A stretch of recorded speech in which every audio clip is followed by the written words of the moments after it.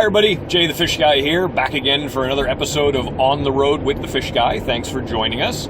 So today's episode is going to be a beginner's guide to soft corals.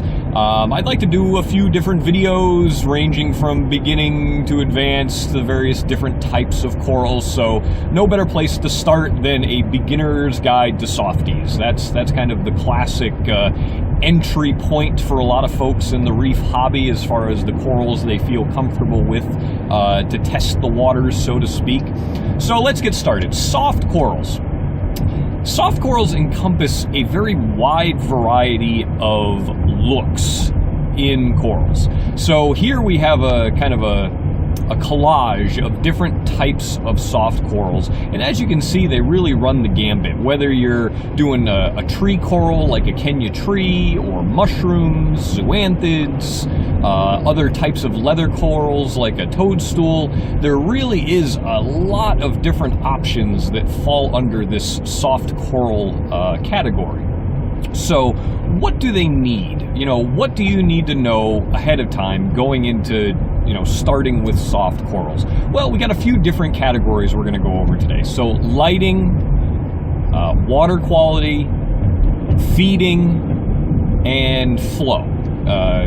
That's a big one that sometimes people glaze over, but we're going to touch base on a little bit of everything. So lighting. Well, because this is kind of an all-inclusive guide and just talking about all of them, there are going to be certain soft corals which actually prefer more light.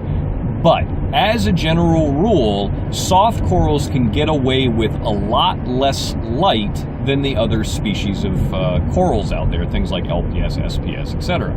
So, what do you really need to keep soft corals? Well, mushrooms, for example, you can get away with a standard normal output fluorescent light fixture. But odds are you're not going to be happy with just mushroom corals in your tank. So getting an entry-level LED fixture or a simple double bulb T5 fixture will be enough for most soft corals. Now keep in mind the depth of your tank will vary. So in a deeper tank you may require a little bit more lighting. If you have a larger tank front to back, that may be you require a little more lighting. But as a rule, you don't need very much at all when it comes to lighting. There are some corals, some soft corals, that actually, if you blast them with a higher intensity LED fixture, they'll actually retract and they'll look like they're irritated for potentially other reasons. So keep in mind, if you have a nice fancy high output LED fixture and you've got some of these softies up towards the top of the tank and they don't look happy, well, it's a good possibility you're going to need to move them down or dial back your LED fixture in terms of power. So, lighting. Kind of general. I know it's not very specific, but every tank is unique, every tank is slightly different. So to give you specifics is a little tough. Flow. What do you need for flow for a soft coral? Well, a good rule of thumb for not only softies but LPS as well is you don't want to blast these corals with direct flow. Nothing will irritate those corals faster than just being in front of a stiff breeze all day, getting blown over. You're not going to have a happy coral. So if you don't have a wave maker or a power head like a Vortec or one of the Jebos that can alternate their flow, you really have to kind of have the flow be indirect. And what do I mean by that?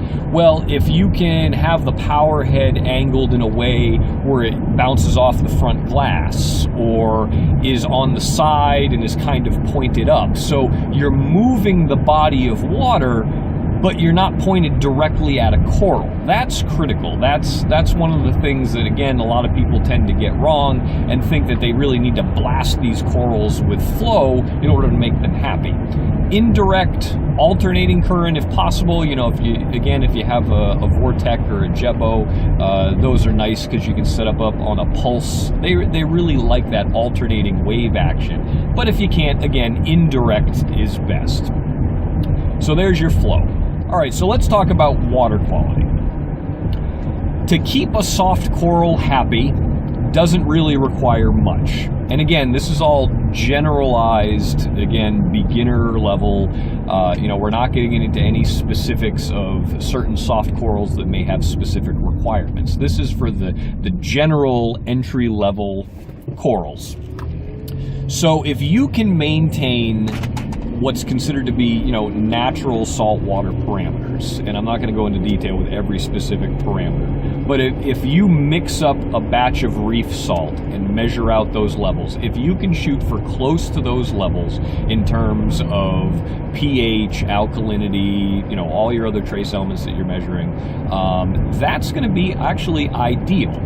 Salinity, anytime I'm talking about a reef, usually I'll recommend at least 1.025, if not 1.026. That's kind of a happy middle ground that you're high enough that you're getting enough of these trace elements in the salt mix, but not too high as to have issues if you have a little bit of evaporation on a smaller tank and the salinity bumps up on you. So, nitrates and phosphates. This is where it gets kind of, I'm not going to say tricky, but there actually are certain soft corals that thrive in a slightly dirtier tank. So one species that comes to mind immediately is Xenia. For years and years in the hobby, people, Xenia would grow like weeds. You'd see people with tanks just full of it. And as time has progressed and our equipment has gotten better, the ideas as far as husbandry and where to keep your water quality, even our test kits have gotten better. We're keeping cleaner tanks than we ever have before. And certain species like the Xenia, they actually struggle in a sterile tank where you don't have any nutrients. It's tough because I'm not going to suggest that you should have a dirty tank.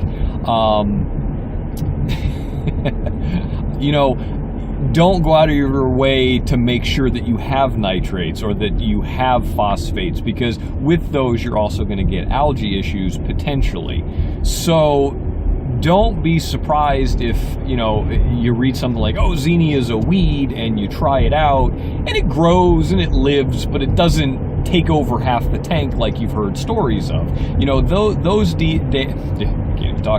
Those days have kind of started to go away, and you don't really see that too often. So a little bit of nitrates, a little bit of phosphates for some of these soft corals. Again, they'll actually grow faster, but at the same time, do you really want these guys to take over the tank? That's the other side, is that, hey, it's growing, and then 6 months later, oh, it grew really well and it took over half my other corals in the tank. Well, that you got to keep that in mind. So shoot for just simply natural saltwater parameters, do regular water changes, and you really don't have to min-max your levels and, oh, my alkalinity is a little bit off, or my calcium's a little bit off, because, hey, these guys are soft corals, they don't have a skeleton, they don't really make use of those like LPS and SPS do.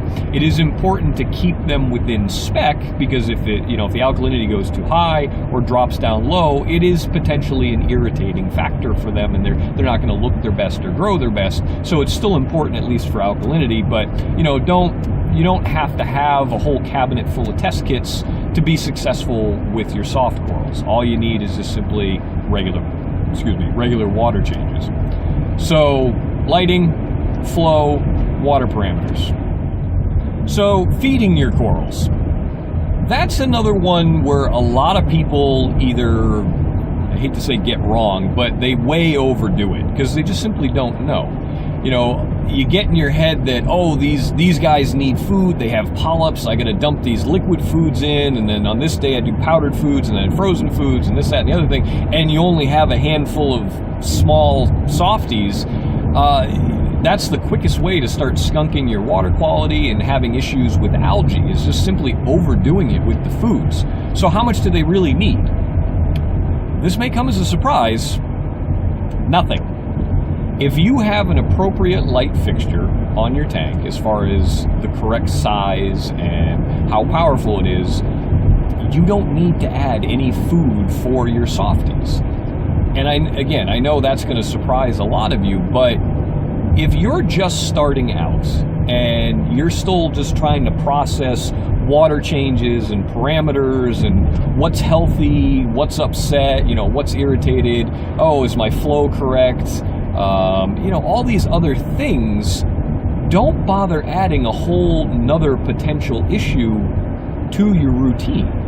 So if you skip feeding your softies altogether and you're not having to worry about, oh, is my overfeeding causing water quality issues? And then, oh, is the water quality issues the cause for my stressed out corals? That's just one less thing to worry about. And again, especially if you only have a handful of small corals in there, you really don't have to worry about it. If you have fish, feeding your fish appropriately, the byproduct, whether it's the waste from the fish or maybe a couple of extra flakes or pellets or frozen food that are floating around, the corals can and will make use of it. So, we know that corals have algae, symbiotic algae that lives within their tissue that does photosynthesis, and that provides food for these corals. So the lighting does the vast majority of the work for you.